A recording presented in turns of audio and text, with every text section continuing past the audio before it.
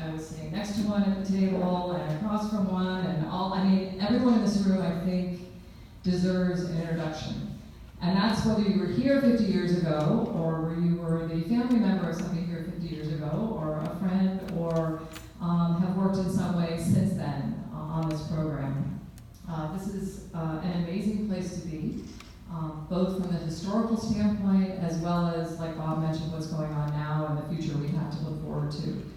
I am going to pull up on my computer here real quick a picture, and I'm going to leave it up here, and if anybody knows who the people in this picture are, if you just write it down or let me know, I think it'd be awesome. Bob, this is a picture that we had in a panel session that we did here, it's probably about 9 years ago. And then we didn't know who the people were either. But I think it's one of the most awesome pictures. I don't know if you can see it, but there's a fashion statement being made. There's I think a solidarity thing going on here. There's certainly rocket ships, and there's just a strength and grace in this picture that I think is really, really cool.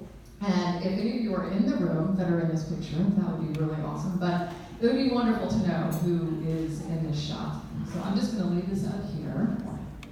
Nicole, real quick, I actually had the original Spaceport news of that. It has all people's names on it. Oh, awesome. All right, yay, thanks. I'm going to read this up here because it's really, thank you.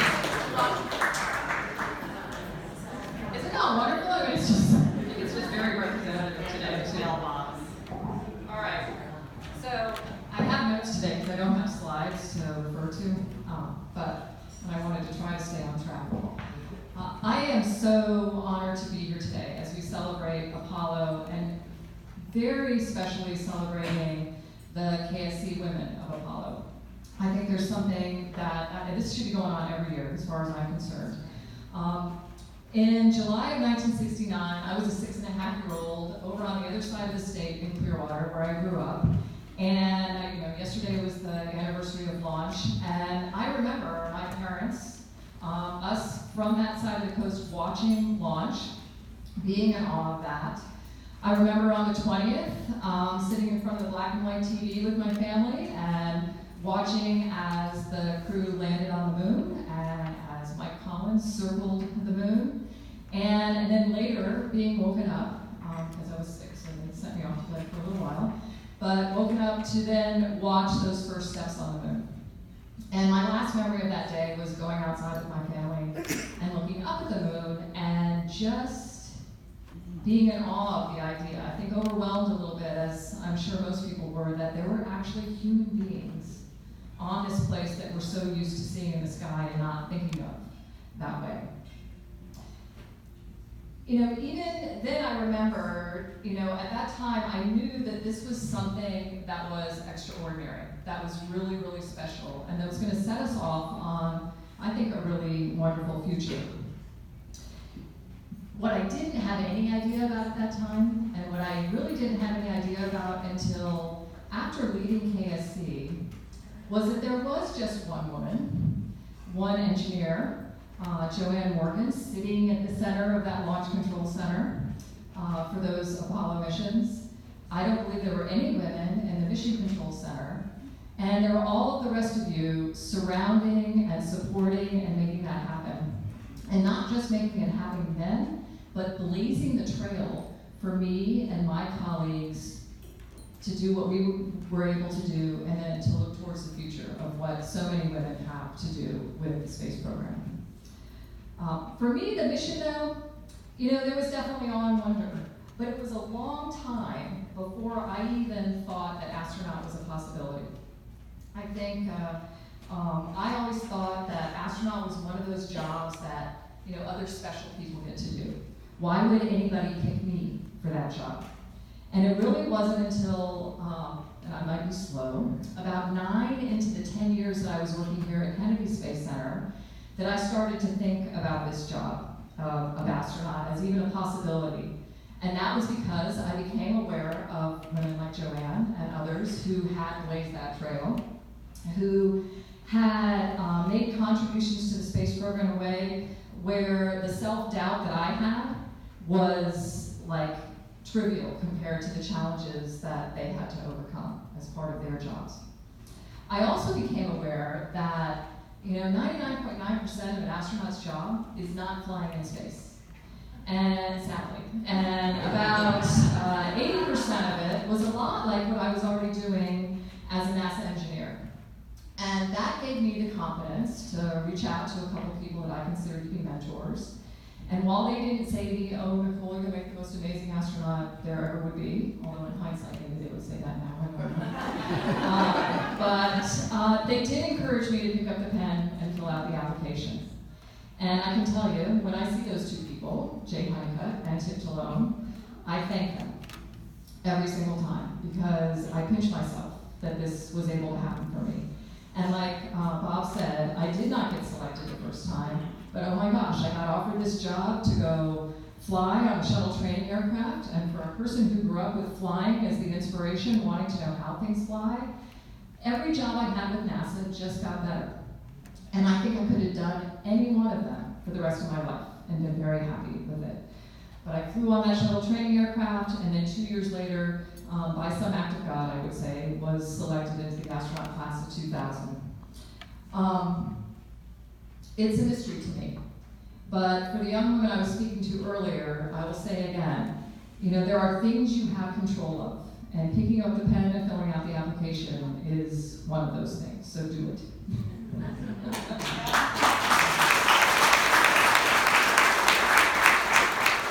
So I say thanks again to the women of 1969 because of the way you did your jobs and the way you performed and overcame those challenges.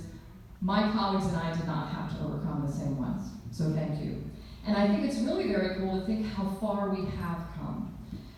Since Joanne was the only woman sitting in the middle of that Launch Control Center, we now have women in charge of both the Launch Control Center and the Mission Control Center in Houston. And when you look at the mix of people in the control centers, you're not thinking about where is Joanne anymore. It is just this mix, this beautiful mix of humanity that's represented. And NASA human spaceflight programs, I think, are one of the most wonderful examples of diversity. And we need to figure out how to share this with a lot of other industries that have not progressed the same way. The astronaut office also has seen changes, big changes over time. And even from the first class to the second class that was selected, they opened up from just military test pilots to civilian test pilots. And now that might not seem like the greatest thing in the overall diversity of the world, but for the pilots, I'm sure that was a big deal. The astronaut office now within NASA has about 40 active astronauts. About 36% are women. And that is a significant number to think about when you look at the pool that we select from. Engineers, for example, most engineering universities are challenged to keep an enrollment or encourage enrollment of 20% or more. So we're making and doing great things, I think. And not only have the gender numbers improved, but also many other areas of diversity. And I'm not trying to stick on this diversity thing, but I think it's just really interesting to think about over time. There's the experiential diversity that's improved over time as well. I wouldn't be an astronaut if that hadn't changed over time. I think in every area of NASA, the work we've seen, the diverse representation, it makes for a much more successful mission. And I think it makes for a much more fun mission as well, regardless of where you're working. And I'm really happy to say that throughout my entire 28 years with NASA, I never felt like I was having to push up above a glass ceiling. In fact, I think in large part due to what you women did for us, the trails that you blazed, the success that you had, I actually felt like I was able to launch off a glass floor, like I was lifted up in some way by what you had done before me. So again, I say thank you. I have been blessed with the opportunity to work here at KSC. That was for about 10 years, with people who I believe, and I think they believe, that the care and feeding of the spacecraft is their responsibility. At both KSC and JSC, I worked with people who not only love their work but are passionate about it, and they are the kind of people that you want on your team, that you want on your crew. Whether in space or down here on the planet, I think the best people to work with are the ones that you know you're going to have a good time with, because whether you're down here or in space, you should have a good time. But they're also the ones that when it hits the fan, because it's gonna, that you know they're going to have your back. And you also know that they trust that you'll have theirs. I think that's the kind of team you want to be with. Some of the things I love most about the space program, one in particular, is that the work we did on the moon, the work that we're doing right now on the International Space Station, and the work that we have to look forward to when we go back to the moon and establish our permanent presence there and go on to Mars, is that it's ultimately all about improving life here on Earth. And that's why I love so much the ISS program motto, which is off the Earth, for the Earth. I think it sums it up just beautifully. And every day here at KSC and JSC and on the space station, I felt like I was part of something that truly was about the greater good. And I think we all should be thankful to be part of something like that. It doesn't happen a lot. We do a lot of complex things to get us to space, to live and work in space, and then to return safely from space. We've built an International Space Station that's like a life support system in space, and it mimics what Earth does for us naturally. We have worked peacefully and successfully in space for over 20 years with our international partners representing 15 different countries. And this, I believe, is a wonderful model for how we should and could be living down here as crew on Spaceship Earth. As we're celebrating the 50th anniversary of Apollo, we've heard from our Apollo astronauts about the things that stood out the most to them. And one of those things that they all say, and that they all seem to have in common, is summed up best, I think, in the words from Bill Anders on Apollo 8. We came all this way to explore the moon, and the most important thing is that we discovered the Earth. I think this pretty much sums up the simple lessons I learned from my space flight experience as well. For me, there were 3 simple lessons, not as eloquent as Bill said them, but we live on a planet, we're all Earthlings, and the only border that matters is that thin blue line that blankets and protects us all. I think we all know these things. We learned them when we were like in kindergarten, but I don't think we tend to acknowledge them in our day-to-day lives, or to accept really the beauty and there's a word, profundity of them. And there is not a day goes by that is not part, those 3 things are not part of what I think about when I make decisions. I hope I'm letting them, come into my life that way. And I hope you'll all do the same. I get the sense that most of you in this room, probably all of you already do. One of the best ways that I found, it was mentioned that I retired in 2015, one of the best ways that I've found to try and share the spaceflight experience, because I really do want people to appreciate this who and where we all are traveling together on a planet in space, has been to pull together a couple of the things that I love the most. And those 2 things are space and art. I had the chance to paint with watercolors while I was in space. As you can imagine, that's a little bit of a different experience than doing it down here on the ground. There's no plein air painting because you can't sit in front of the window and paint what you're seeing out the window, because at 5 miles a second it's gone before you can get your paintbrush to the paper. And of course everything floats, so I'm not dipping my brush into a cup of water, but squirting out little balls of water and dipping the brush into it, which, by the way, the brush I took was the brush of Ronnie Woods, who also worked here at Kennedy Space Center, a flight crew equipment guy, suited up the Apollo 11 crew, and is one of the most amazing artists that you will ever meet as well. So I flew his brush and he gave me permission to paint with it. And there's some pretty cool things about painting and just living and working in space in general that I think if I had activated my brain cell to actually videotape painting in space, it might have been a really cool way to just show the whole kind of environment and what it's like to live there. But one of the things that was especially neat to me was, it was like there was some kind of I don't know, like super top secret, like attraction between the water and the brush, and the water and the paint, and then the water and the paper. It's like before you got the brush to the water, it's like the ball of water moved over to the brushes and then just kind of floated around it. And then when I took the brush or the ball of water down to the paint, right before getting into the paint, it's like the paint sucked it onto it. And then the same thing, back on the brush. And then if I touched the brush to the paper, it just sucked all the water, the colored water in at one time. So I actually had to drag this colored ball of water along the paper to make my painting. I just did one while I was up there, and I'll tell you, it was the inspiration for me when I retired, because I was trying to think about how can I uniquely share the experience. I hope you agree, Bob. I think all of us want to find that way to share what we were blessed to experience up there. And art became that thing for me. I've used my own artwork to do that, to try to share how beautiful our planet is by using images that I took from space and then trying to create my own, maybe not quite as beautiful interpretation of them. But I would say that the most important thing that I've got to do with it is to work with a group of people. And we formed a little organization called the Space for Art Foundation, and you can look us up on the interweb. It's pretty cool. And what we're doing in the most basic sense is space-themed art therapy projects.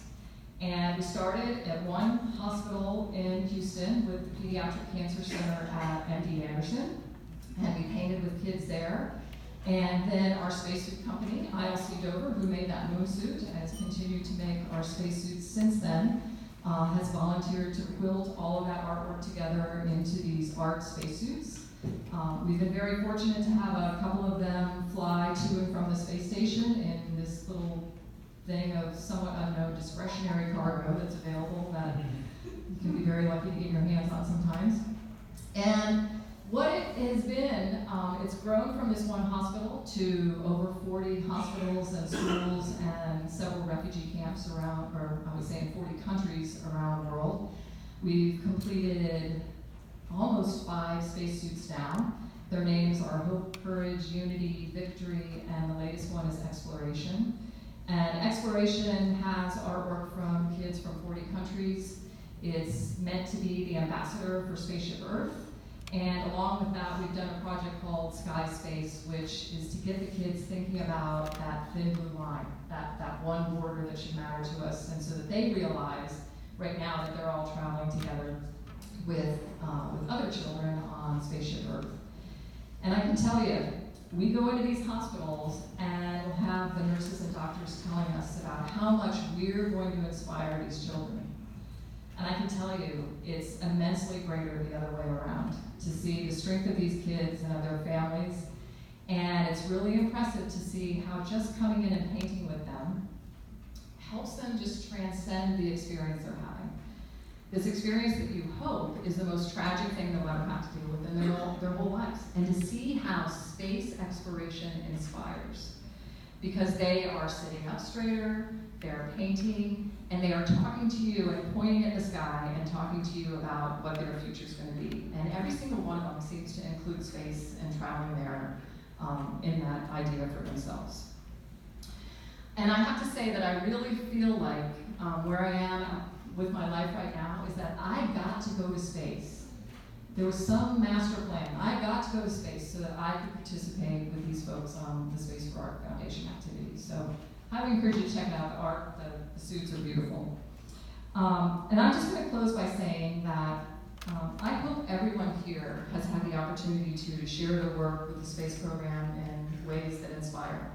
I think that you have. And I'm thankful to all of you here for what you've done to create opportunities for those that come after you. Thanks.